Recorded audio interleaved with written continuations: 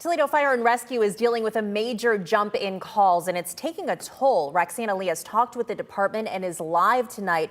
Roxanne, what are they seeing when it comes to medical emergencies and taking patients to the hospitals? Well, Melissa, what Toledo Fire and Rescue is seeing right now is a big influx in calls, which is affecting the EMS system and the hospitals. And this is where they're asking you to consider whether your call is actually an emergency or something that can be treated at home. Busy doesn't begin to describe the workload for Toledo Fire and Rescue emergency crews. The last several days have been very taxing throughout Lucas County and all fire-based EMS systems in regards to the number of calls that we've seen. What causes that? Any number of things. Health experts say we're seeing a spike in COVID cases, but Toledo Fire responds to a little bit of everything.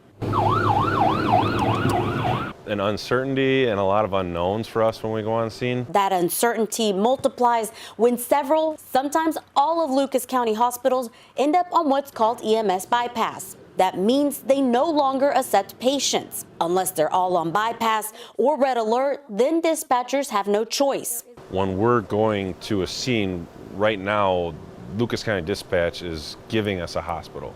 When we get on scene, they're telling us what hospital we're going to because we are in red alert, because every hospital is on EMS bypass. Paramedic Matt Butler says that could mean his team responds to a call in South Toledo, while UTMC might be the closest, but it's too crowded. So dispatch has to send the patient to Flower Hospital in Sylvania. A patient may live in a certain part of town and want to go to a certain hospital. That may not be their choice.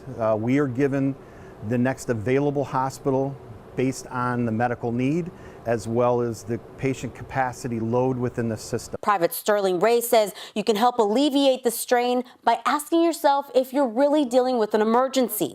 We be judicial with the 911 system.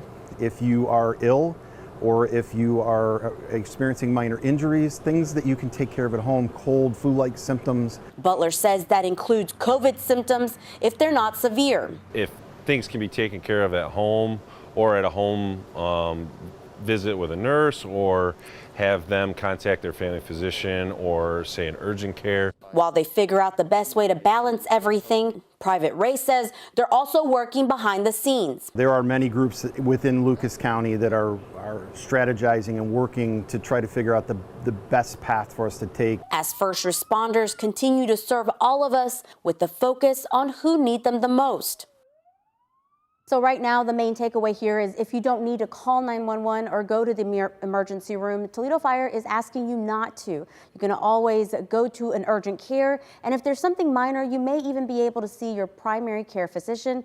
And it's important to note a ProMedica spokesperson tells us the worst symptoms of COVID cases don't even show up for another like 9 to 12 days. So that means anyone who may have come down with COVID on Thanksgiving could be feeling it in the next few days. I'm live in studio, Roxanne Lee, WTOL 11.